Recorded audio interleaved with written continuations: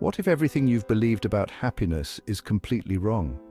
Have you ever found yourself chasing one goal after another, thinking each achievement would finally bring you fulfillment, only to feel emptier with each success?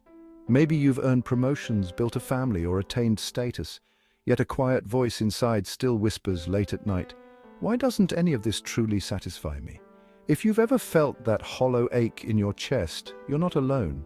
Studies reveal a shocking truth. Nearly 80% of people quietly admit feeling unfulfilled even after checking off every box on society's list of achievements, yet no one talks about it openly. Instead, we hide behind forced smiles, scrolling endlessly through social media, desperately hoping the feeling will pass. But here's the profound secret hidden beneath that discomfort. One most people never realize: that emptiness isn't proof something is wrong with you. It's a sign you're awakening. Your inner self is calling, urgently whispering that you've built a life around someone else's definition of happiness. Carl Jung captured it perfectly. Who looks outside dreams, who looks inside awakes. Yet why is it so frightening to look inward? Because society has conditioned us to believe that discomfort means we're failing, when in reality it means we're finally waking up. The unsettling feeling in your gut isn't the enemy. It's a messenger, nudging you to question who you really are beneath all the roles you've played. Imagine, just for a moment, that you're standing at a crossroads. One path continues the illusion, a comfortable lie that society celebrates. The other leads inward to a truth you've always sensed but never fully faced. The question now isn't just about happiness, it's about courage. Do you have the courage to face the truth, to finally discover who you truly are?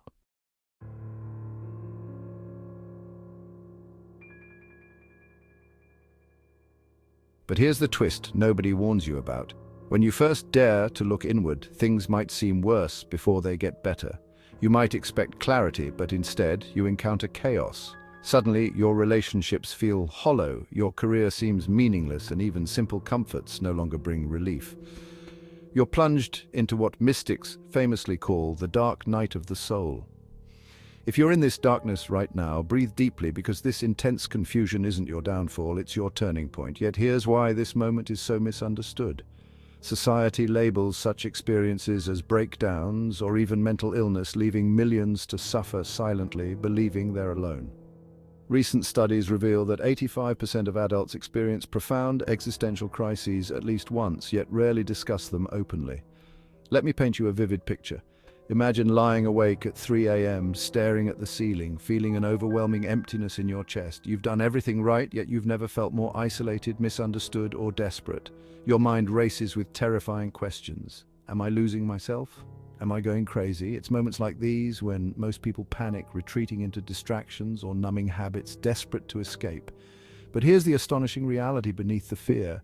Modern neuroscience has discovered something powerful happens during these dark moments. The parts of your brain responsible for your identity, known as the default mode network, actually begin loosening their grip, temporarily quieting down.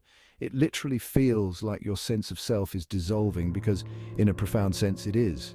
This ego dissolution isn't something going wrong, it's something deeply right. It's your first real step toward liberation.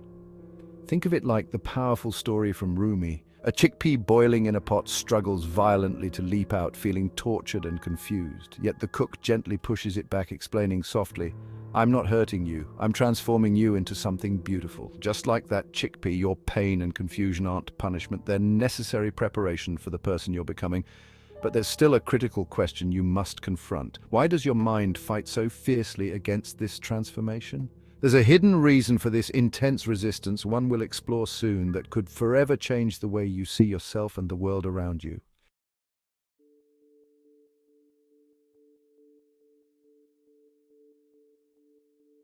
What if your greatest strength lies hidden precisely in the thing you fear most: surrender? You've been conditioned your entire life to believe that surrender is weakness.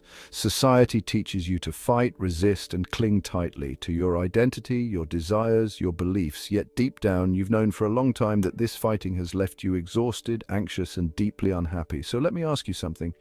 What if the very resistance you've relied on isn't saving you, it's trapping you? But let's clear up a critical misunderstanding. Surrender doesn't mean giving up. Giving up is passive, rooted in despair. Surrender, on the other hand, is a radical act of courage, a conscious choice to stop fighting against life itself. It's letting go of the illusion that you can control everything and embracing reality exactly as it unfolds. And paradoxically, when you finally let go, you're free. Neuroscience reveals something astonishing about surrender. Studies of mindfulness meditators show that when you consciously release resistance, your brain literally begins rewiring itself. The parts of your brain dominated by fear and anxiety quiet down dramatically, replaced by increased activity in regions linked to compassion and emotional freedom. Eckhart Tolle described this powerfully. When you recognize the voice in your head is not truly you, you're awakening. In that quiet space beyond your ego, your real identity emerges. Let me illustrate this with a story rarely told. A tiger cub, orphaned and raised among goats, spent its life timidly bleating, anxiously imitating their every move. But one day, an older tiger spotted the cub, bewildered by what it saw.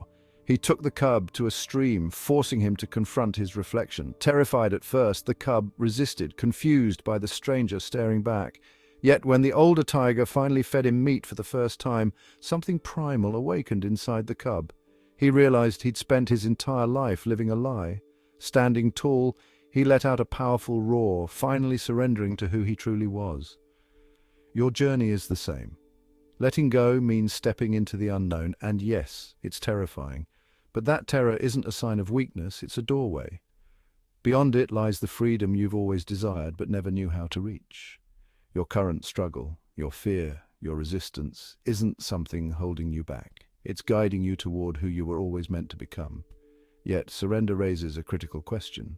Are you truly ready to let go of everything you've held onto your entire life, your beliefs, your identity, your illusions, in exchange for discovering your true self?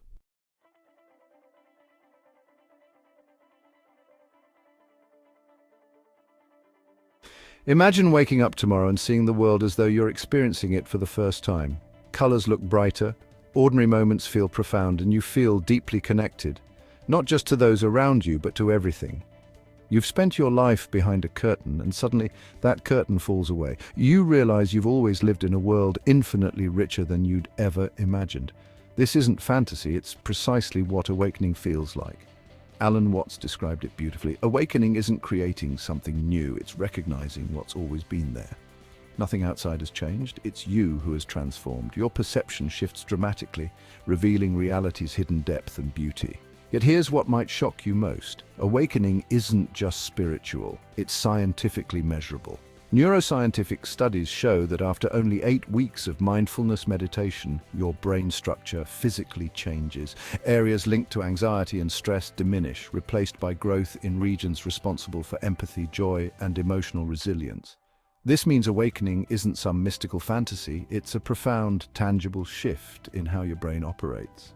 But awakening doesn't mean you'll never face challenges again.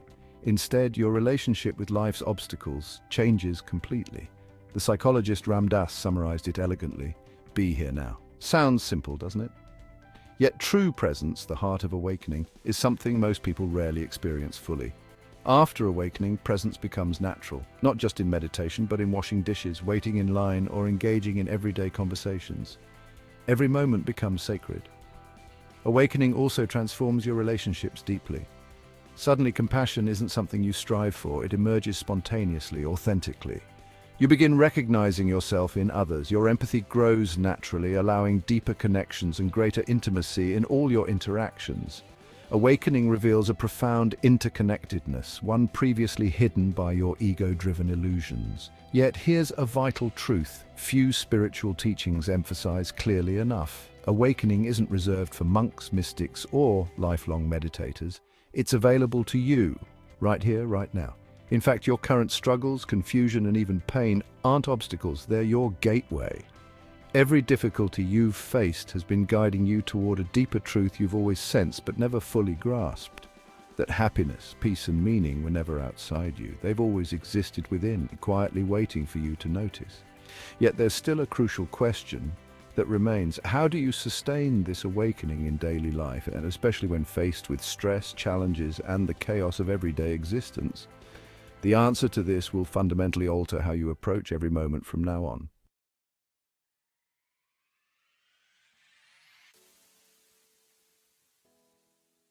Imagine you've just experienced the most profound realization of your life. You've glimpsed clarity, tasted true peace, and felt a connection deeper than words could ever describe. But now, it's Monday morning, and life calls you back. Your alarm rings, your phone buzzes with notifications, your responsibilities pile up, and anxiety creeps in. You ask yourself, how can I possibly maintain this newfound awareness when reality keeps pulling me back into old patterns? Here's where most people lose their way after awakening. Not in moments of meditation or profound insights, but in everyday life. Yet this is precisely where real transformation takes root. Integration, bringing your awakening into the mundane, isn't just beneficial, it's absolutely essential. Without integration, your powerful insights fade into distant memories rather than becoming a lived reality. Zen masters describe integration perfectly. Before enlightenment, chop wood, carry water. After enlightenment, chop wood, carry water. At first glance, it appears confusing. Has anything changed? Absolutely everything. The external tasks remain exactly the same, but your internal experience transforms completely. Washing dishes isn't a chore. It's mindfulness in action. Traffic jams aren't frustrating delays, they're opportunities for practicing patience. Conversations aren't mundane obligations, they're invitations to practice compassion and presence. But let's face the uncomfortable truth clearly. Integration isn't easy. Life constantly tests your newfound clarity, particularly through familiar triggers. Ram Dass humorously warned, if you think you're enlightened, spend a week with your family. Integration means finding peace and compassion precisely in situations where they're hardest to access.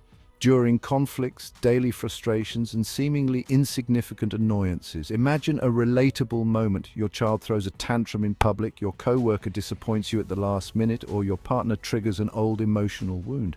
Integration happens exactly here, when instead of reacting with anger or defensiveness, you pause, breathe deeply, and consciously choose patience or compassion. You're not just holding on to some spiritual ideal, you're embodying it. You're choosing authenticity over reaction, presence over habitual response.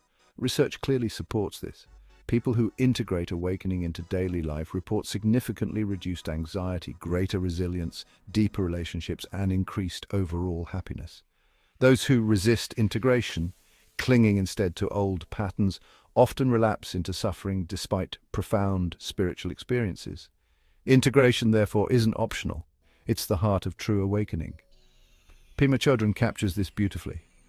We think spiritual practice is a heroic journey, but in reality it's gently returning again and again to the present moment. Integration doesn't demand perfection, only willingness.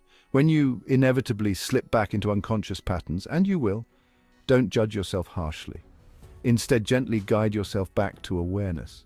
Every time you return to presence, you strengthen your awakening. Integration also means living courageously, letting go of relationships, habits, or careers that no longer align with your truth. It can feel frightening, even painful, to leave behind what once defined you. Yet you're making space for something infinitely more meaningful, something aligned with your true self.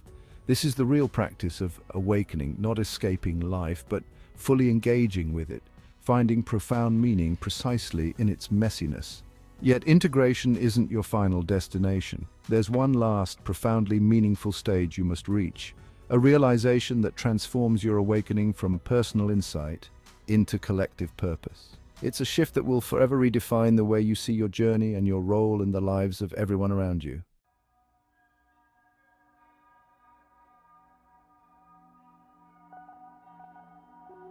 What if your spiritual awakening was never meant just for you, but as something much bigger, designed to quietly transform the lives of countless others around you? When you've truly integrated your awakening, something beautiful and deeply humbling begins to unfold. You realize your transformation isn't merely personal. You now carry a profound gift, one you're compelled to share. Yet this doesn't mean standing on a mountaintop shouting your insights for all to hear. Rather, it's quiet and subtle, expressed in the authenticity and compassion you now effortlessly embody in everyday life. Joseph Campbell famously described the hero's journey.